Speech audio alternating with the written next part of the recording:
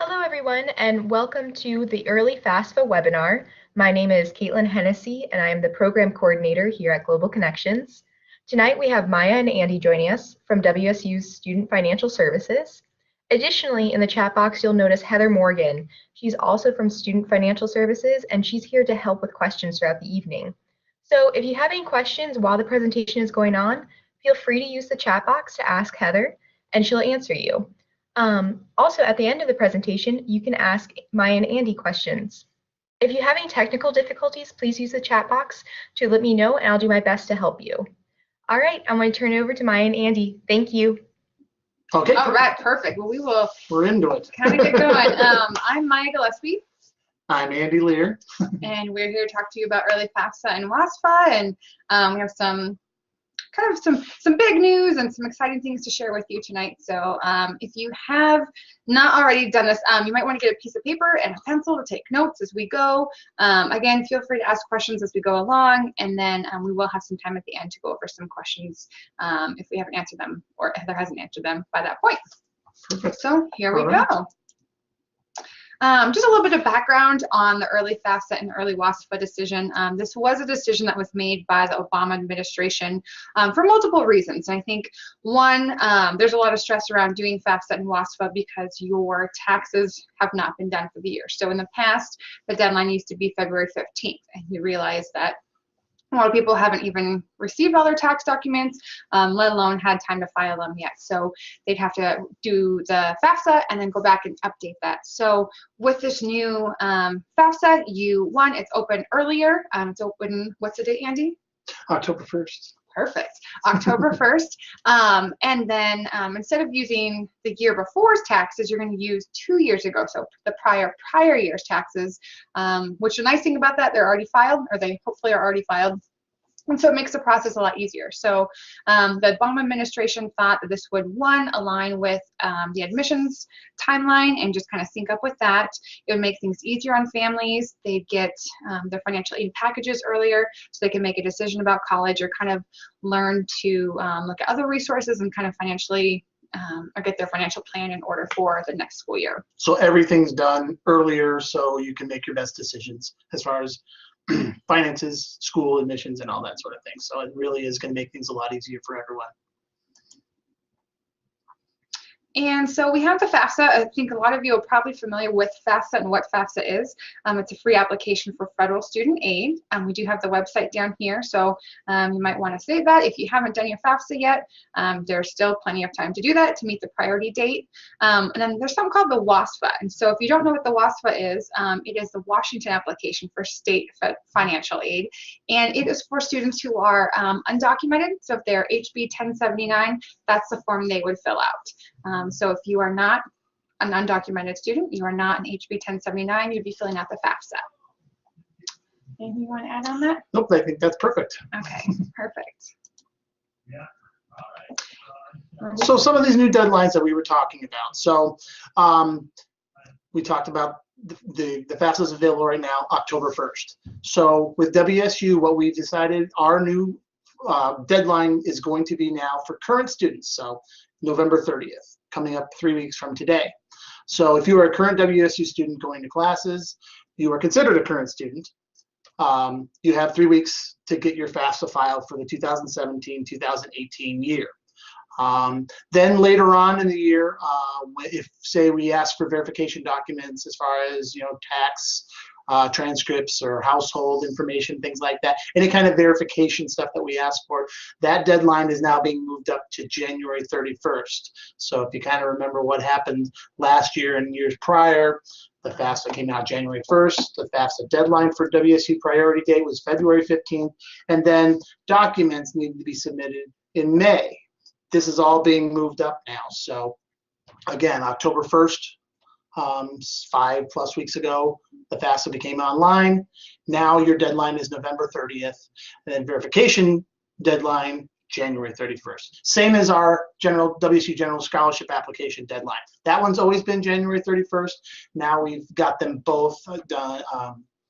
The deadline for both of those as far as verification documents. Now, if you're a new student coming to WSU next fall, you'll be considered a new student because you have not attended previously. So that FAFSA or WASFA deadline is going to be January 31st. So even though it's available right now, as far as the October 1st filing opening, you get a couple extra months to get your FAFSA in because you might not know where you're going to school yet and things like that. So we've made it along lines with that admission deadline. And then your verification documents deadline is going to be March 15th. So, roughly 6 weeks after that FAFSA deadline. So. And then just a plug too, January 31st is also our deadline for the WSU General Scholarship application. By completing this application, you are in the pool for over 700 different types of scholarships, and this is a very hard deadline. So, I mean, with the priority deadline with FAFSA and WASFA, you can still fill those out after, I guess, FAFSA, you can. WASFA, I think, is a hard deadline as well. But the FAFSA, you can always fill it out throughout the year. You just won't have the best financial aid package. What I mean by that is if you meet that priority deadline, then you're eligible for more grant funding.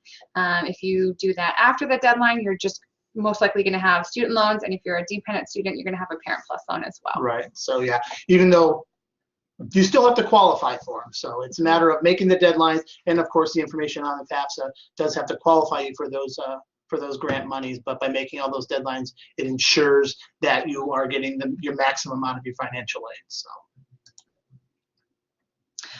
like we said before, you're going to be using, instead of using last year, so you're filling out the FAFSA for the 17-18 year. In the past, it would be 2016 taxes. But with this new rule or new process, it's going to be the prior year taxes, so 2015. As you can see, here's some screenshots here. This is just a screenshot. I went in and started completing a FAFSA.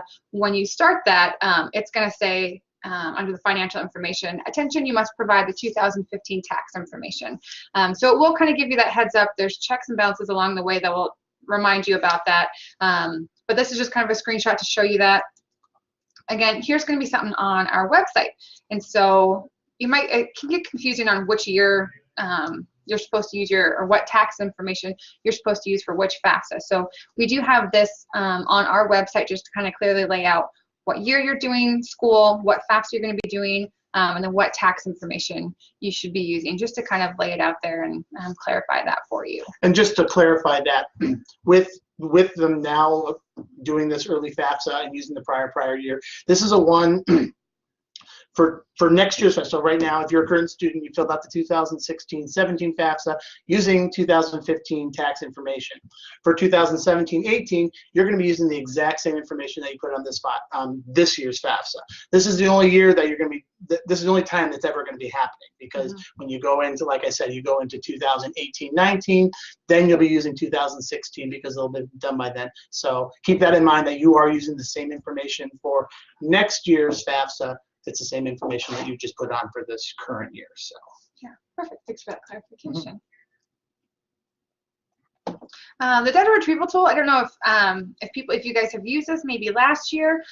What it does is when you fill out your FAFSA, I guess in the past, you would provide an estimate. And then when you went back to update it, if you had already done your taxes, there's the option to use the data retrieval tool, which takes you to the IRS website, and it'll automatically link that IRS tax return information directly to that FAFSA, update it for you. It just makes things a lot easier on you. And so for this new FAFSA is the data retrieval tool is actually going to be available at the beginning. So the first time you fill out FAFSA, which hopefully you should only have to do it once for this next year, but once you do that, it's going to automatically give you the option to do the data retrieval tool. Let me just see, I think I'm going closer. Yeah. So as you can see on the screen, there's it's going to be in the financial information section, but then it's going to ask you 2 or 3 questions, and if you can answer no to all those, then it will bring you to this next screen. Let's do the close-up. You can just see they'll say link to the IRS, and if you can say no, then great, it'll link you to that, bring you to the IRS website, and you just need to know all the information, like your address, your mailing address, and your name and phone number and everything that was included on the 2015 tax return in order to link that properly. It's just going to save you a lot of time, less information you have to enter. We know it's going to be correct because it was already filed or used on your taxes when they were filed and completed. So just makes it a little more efficient for you. And I don't know if anyone out there has used the IRS data retrieval tool for this current FAFSA year, but a lot of times it would depend on when you got your taxes filed, because there'd be a lag of several weeks a lot of times before the IRS would actually get it into their system, or then you could then use the data retrieval tool. But another benefit of this whole prior year is everyone's taxes are going to have been done from that year, and so all that information is already going to be ready from the IRS to just link straight to your FAFSA. It's going to make things so much more easier as far as getting things submitted on time, again, making those deadlines, and not so that everything's in place when school starts. You're still not waiting for, we're not waiting for a transcript from you or something like that. So it's really going to maximize everyone's aid and time at the same time. So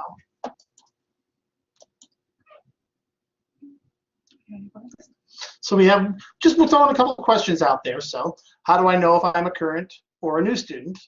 Well, if you are currently taking classes at WSU, you are a current student. Not that you have been admitted yet or anything like that. For next year, that's not a current student. You're still going to be considered a new student. So if you haven't attended classes, but maybe you're admitted already and you know that you're going to be here for fall of 2017, you will be considered a new student. Again, what will my deadline be for the next year? We talked about that, but again, I'll remind you, for everyone, the FAFSA opened on October 1st. If you're a current student, currently enrolled and going to classes, or taking classes, I should say, November 30th is the deadline. If you are going to be a future or new student, then your deadline for getting the FAFSA turned in is January 31st. And I always want to add on to that, if you are going to be a new student for fall 17, then you'll have the second set of deadlines, a later set of deadlines.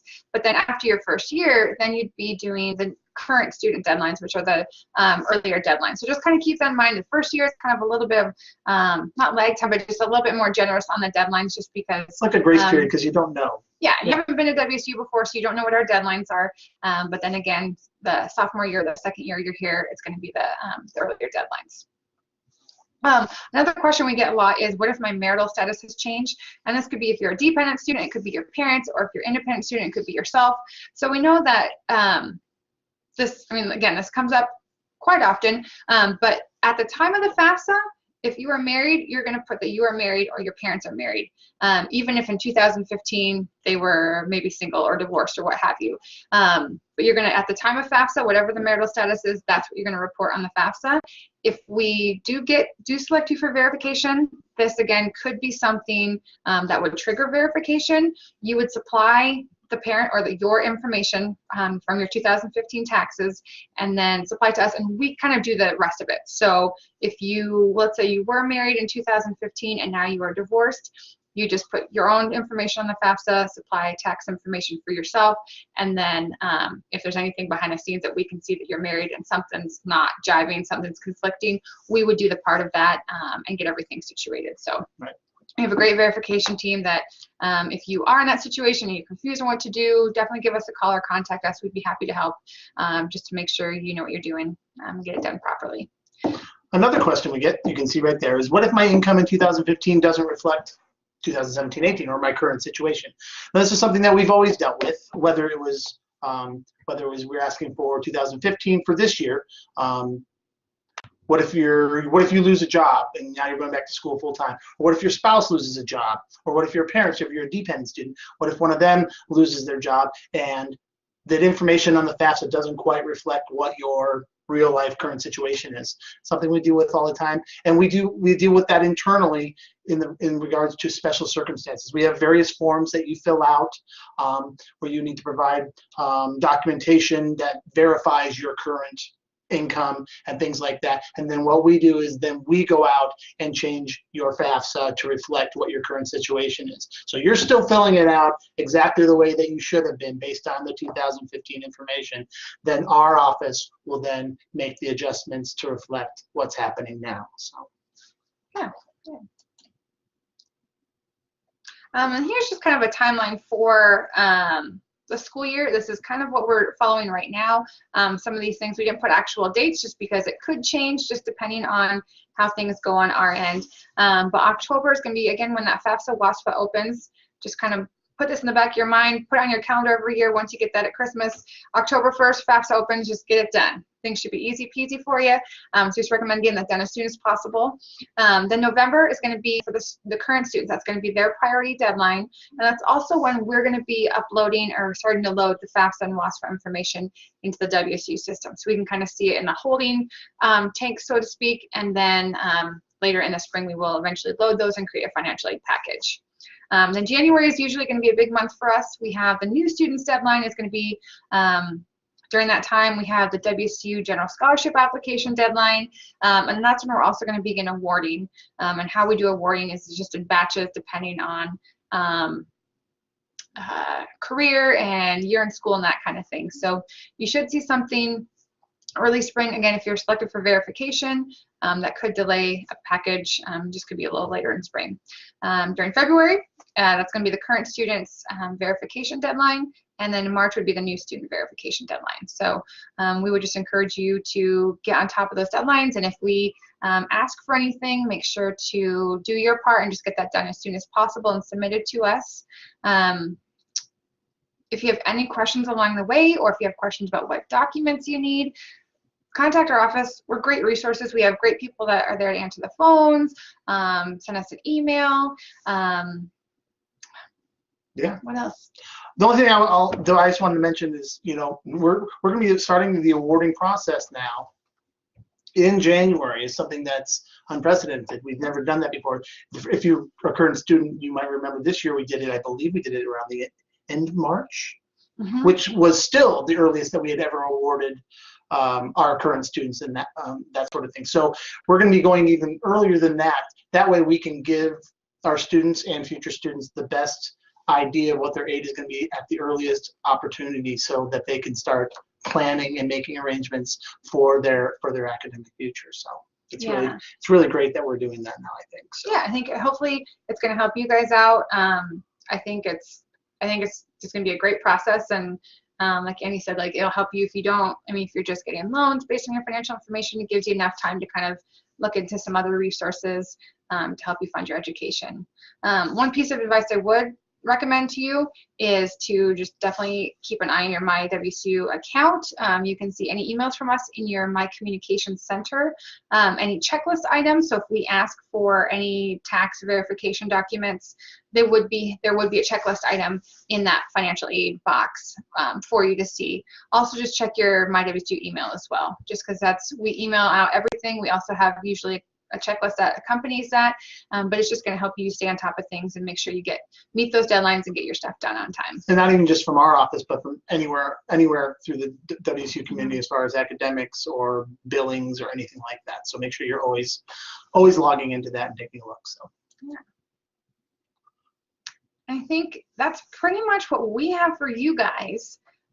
Here's our contact information. If you aren't following us on social media, we'd recommend doing it. We post some great stuff on social media about financial aid, different tips, new deadlines. We have Scholarship Fridays, and so on Fridays we post new information about scholarships, or if we hear about a scholarship, we promote that there.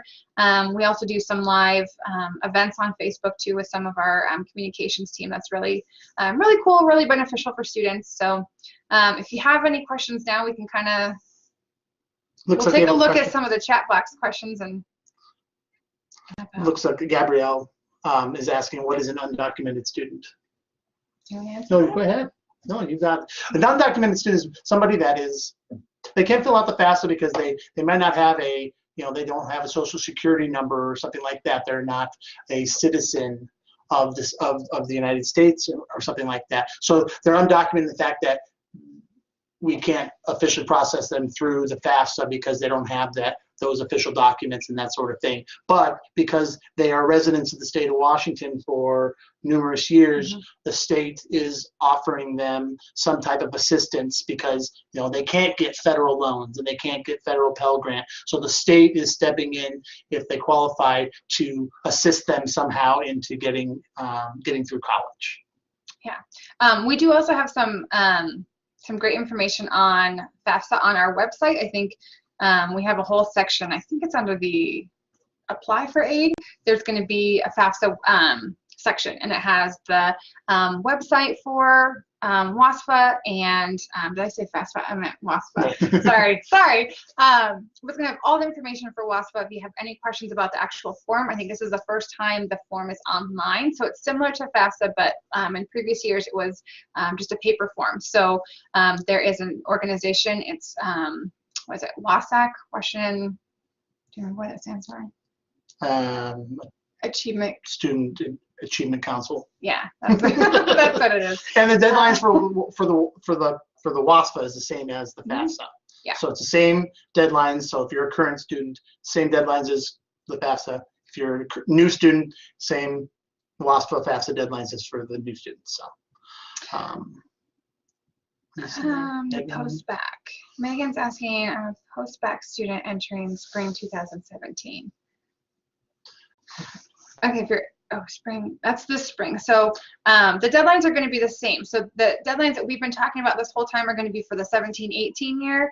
The priority deadlines for 16-17 have already passed. They were last February and last March. So I'd recommend, I mean, if you've already done the FAFSA and you met the 2/15 deadline, that's great. I would at least see if there's any verification documents you still need, see if that's ready to go. But then I would just get that. If you haven't done FAFSA, get it done as soon as possible. And then you can always contact us. If you don't have a financial aid package, it could be because you're post-bac, the aid for a post-bac is a little tricky. And the aid is different for a post-bac student because you're going for a second bachelor's degree. Mm-hmm. You don't qualify for state or federal funding in the terms of grant money. So you don't qualify for state lead grant or you don't qualify for Pell Grant. You're usually just qualifying for those federal loans, but you're still held to lifetime limits. So if you've used up some of your loans during getting your first bachelor's degree, if you're going for a second bachelor's degree, you're still tied to those previous loan limits. So I hope that answers your question, Megan, is something like that. But usually it's just going to be something where you're getting loans. And sometimes the deadlines aren't hard for you like that because that's usually applying for grants and that sort of thing. So you guys have some good questions. There was one earlier question that maybe got pushed up in the comment box, but it asks, when is the WASFA deadlines? Are they similar to the FAFSA deadlines? Yes. Yeah, so the WASFA deadlines are going to be the exact same as the FAFSA deadlines.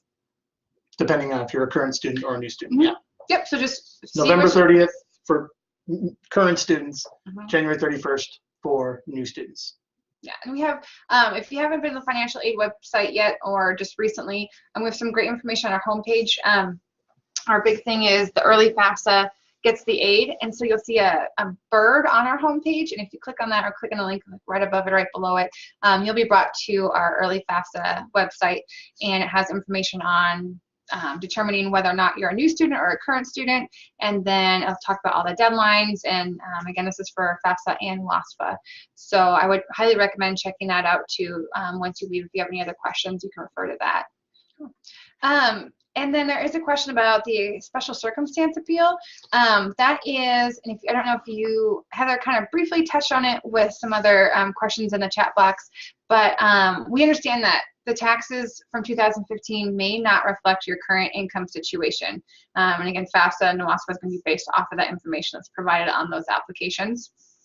So if this is your situation and maybe you lost your job or a divorce or some kind of change in your income between then and now, we do have that special circumstance appeal option available. And so how you complete that form is through our website under the form section. It's going to be towards the bottom, just special circumstance appeal. You'll log in and then you'll see some options there, and we're going to ask for some different documentation from you just to kind of verify and back that up, and you'll just select which category or which circumstance best applies to your situation, and then through that you'll have prompts that tell you what kind of documentation you need. And also, so if you were to go there right now, you'd only be able to fill out a 2017 special circumstances form for the current year that we're in right now. For 2017-18, obviously you're getting the FAFSA filled out right now, but that special circumstance form won't be available to you until later on in my guess would probably be sometime in January or so, once the forms start to get going and everything like that. But we will post it on our website.